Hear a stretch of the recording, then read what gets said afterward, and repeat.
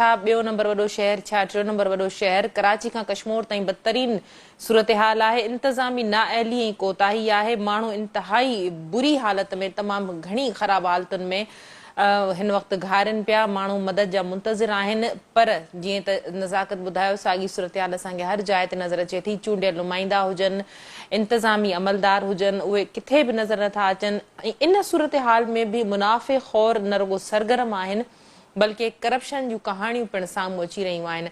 वाज़े तौर ते असां पिणु इहो ॾेखारे रहिया आहियूं त कहिड़ी तरह जेके माण्हू आहिनि हिन मुसीबत में मुब्तला आहिनि, ऐं जॾहिं माण्हू मुसीबत में मुब्तला आहिनि त हू कहिड़े नमूने चूंडियल नुमाइंदनि जो घेराव बि कनि था। माण्हुनि में सख़्तु ताव आहे, माण्हुनि में कावड़ आहे, ऐं इहो पिणु ॾिठो वियो त कहिड़ी तरह चूंडियल नुमाइंदा पंहिंजा बंगला बचाइण जे लाइ या पंहिंजूं ज़मीनूं बचाइण जे लाइ, पंहिंजा महल बचाइण जे लाइ पाणी खे कट ॾियारे पाणी जो रुख कीअं मोड़नि था, ऐं कीअं उहो पाणी जेको आहे सो अञा वेतर ग़रीबनि जे घरनि खे, ग़रीबनि जे वसंदियुनि खे, उन्हनि जे ॻोठनि खे, उन्हनि जी आबादियुनि खे वधीक तबाह करे थो, वधीक ॿोड़े थो।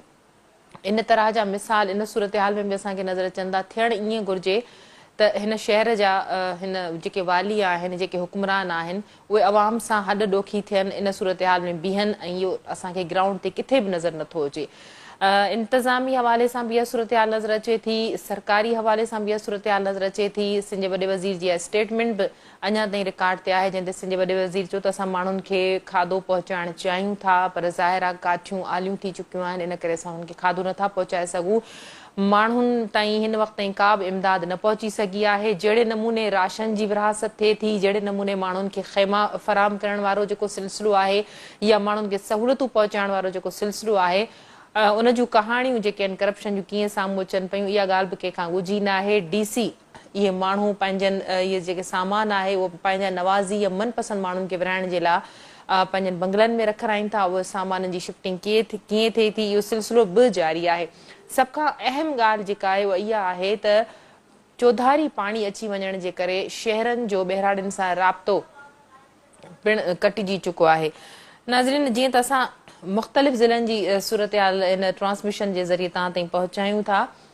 अल्लाह बख़्श असांखे नसीराबाद जी सूरत हाल जे हवाले सां जॉइन कयो। अल्लाह बख़्श, छा सूरत हाल आहे हिन वक़्तु? पाणी जो दबाव मुसलसल वधी रहियो आहे।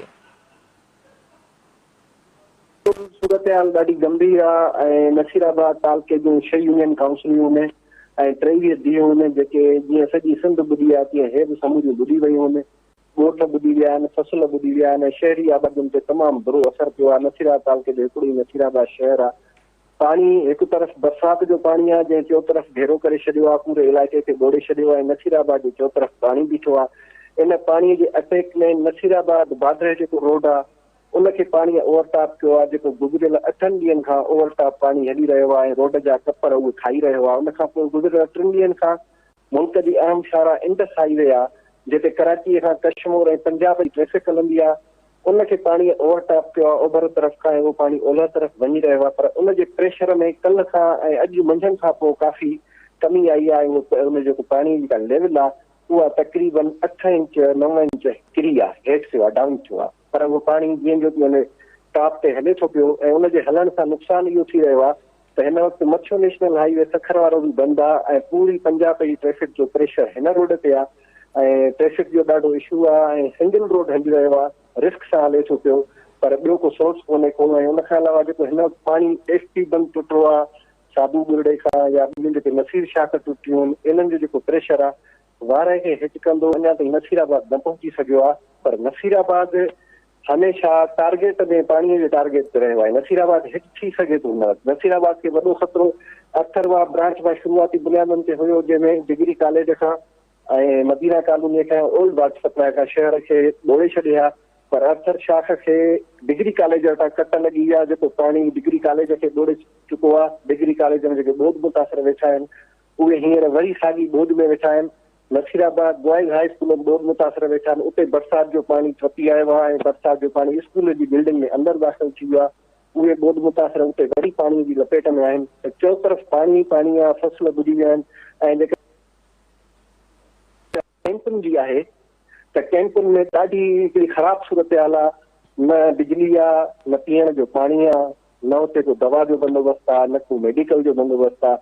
कंहिं क़िस्म जी ॿोध मुतासिर जी वाहरो कोन थी थिए। 30 खां 40 जॻहियूं पचनि थियूं इंतज़ामिया जे तरफ़ां। ऐं कुझु टाइम असांजे MP नवाब बुरहान खान चांदी जे तरफ़ां बि 50 खां 60 जॻहियूं तयारु करायूं वियूं जेके बोर्ड मुतासिरनि ताईं पहुचनि थियूं, पर नाकाफ़ी आहिनि। तमामु घणा माण्हू आहिनि जिन ताईं मानीअ जी रस पूरी नथी थिए। माण्हू मानीअ लाइ परेशान आहिनि, पाणीअ लाइ परेशान आहिनि, दवा लाइ परेशान आहिनि ऐं हुननि जी वाहड़ करण लाइ कोन्हे। ताज़ो तव्हां कल्ह ॾिठो त MNA मीर आमिर खान मच्छी जेको असांजे इलाइक़े जो MNA आहे, उहो जी। नसीराबाद पहुतो, जंहिंजो क्लियर वाज़ो कयो त असां बेवस थी विया आहियूं, असां कुझु करे नथा सघूं ऐं मां 80,000 वोट खणी MNA ज़रूरु थियो आहे, पर मां कंहिंखे हिकिड़ो टेंट बि नथो ॾेई सघां। त इन क़िस्म जो स्टेज में अचण खां पोइ इहो खुलियल मैसेज आहे त हुकूमत में उमेद रखणु, इंतज़ाम में उमेद रखणु ॿॿरनि खां ॿेर घुरण जे बराबरि आहे।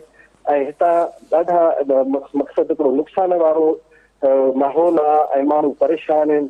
ऐं गुज़िरियल 7 ॾींहंनि खां नसीराबाद में बिजली कोन्हे का।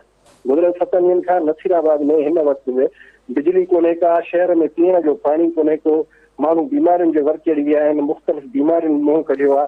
पर मां अवाम जी परघोर करण लाइ को बि कोन्हे को, कंहिं बि इंतज़ामिया जे तरफ़ां कंहिं बि क़िस्म जी का मूवमेंट कान्हे का, को रिलीफ ऑपरेशन कोन्हे को जो माण्हुनि खे को रिलीफ मिली सघे। जी अला बख्श खां मेडिकल कैंप क़ाइम कई वई आहे ॿारनि खे बीमारियुनि खां बचाइण लाइ। मच्छरनि जो आज़ार आहे, मलेरिया फैलिजी सघे थो, मुख़्तलिफ़ पेट जा मर्ज़, त को मेडिकल कैंप, को डॉक्टर या औरतुनि जे लाइ ख़ासि करे का लेडी डॉक्टर?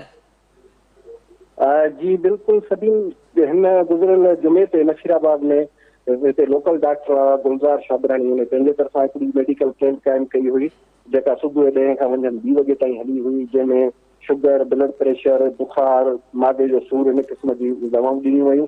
ऐं अॼु वरी ॿी medical camp Nasirabad degree college वटां लॻाई वई, जंहिंमें ॿिन्हिनि बीमारियुनि जो इलाज ॾिनो वियो। हुते 2 लेडी डॉक्टर बि आंदियूं वयूं हुयूं, पर जेका प्रॉपर मेडिकल कैंप इंतज़ामिया तरफ़ां लॻणु खपे, जेका हर हाल में इमरजेंसी बेसिस ते मौजूदु हुजे, उहा कान्हे का। ही NGO जे तरफ़ां या मुखीर हज़रात जे तरफ़ां इहो कमु थिए थो पियो।